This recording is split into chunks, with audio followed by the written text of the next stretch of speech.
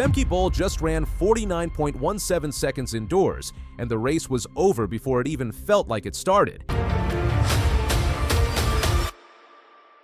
She has now gone under 49 seconds 3 times inside, something no woman in history has ever done. What makes this moment unsettling for the rest of the sport is how little effort it appeared to take. With another race coming next week, her own world record may already be on borrowed time. Femke Bol is no longer chasing history.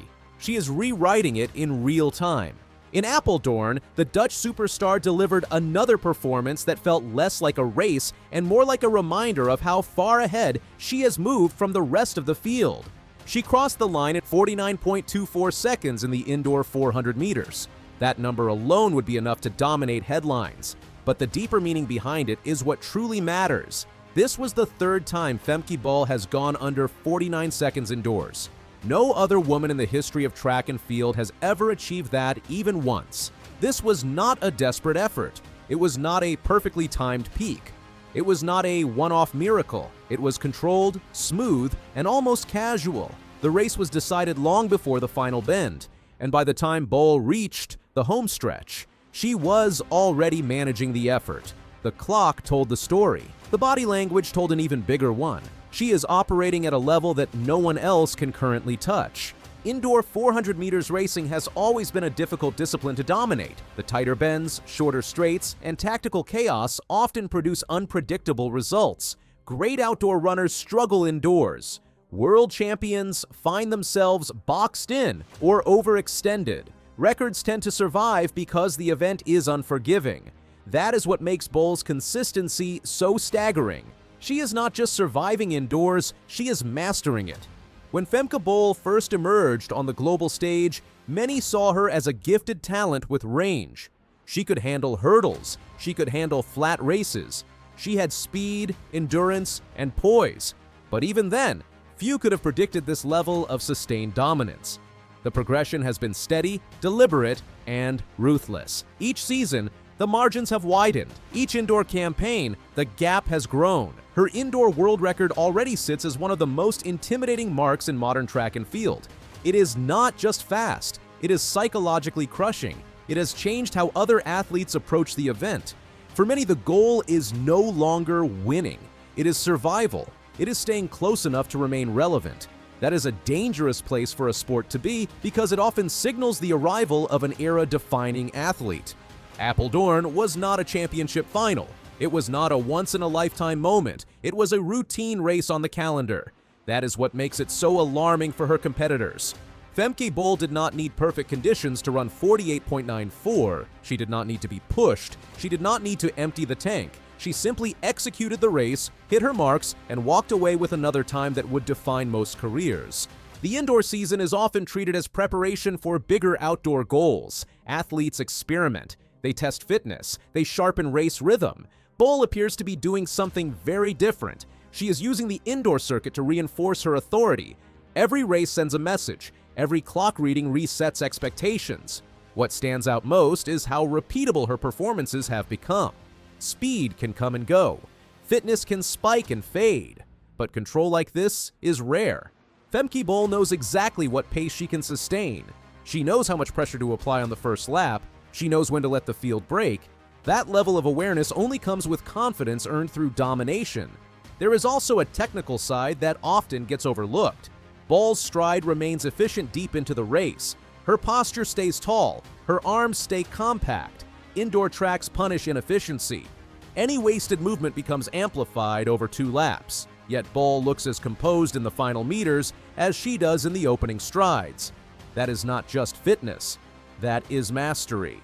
As the finish line approached in Apeldoorn, the result was never in doubt. The only suspense came from the clock. When it stopped at 48.94, it confirmed what many already suspected. Femke Bol is not plateauing. She is still ascending. That brings us to the uncomfortable question facing the sport. How much faster can she go indoors? Her own world record now looks vulnerable. Not because conditions are perfect, not because rivals are pushing her, but because she is running these times without visible strain. The difference between a record that lasts decades and one that falls quickly often comes down to effort level. Records set on the edge tend to survive. Records set with margin invite revision. With another meet scheduled next week, the timing feels ominous. Athletes usually need multiple races to sharpen peak form indoors. Bol already looks razor sharp. If she chooses to press just slightly harder, if she commits fully through the second lap, if the pacing aligns even marginally better, the record could fall.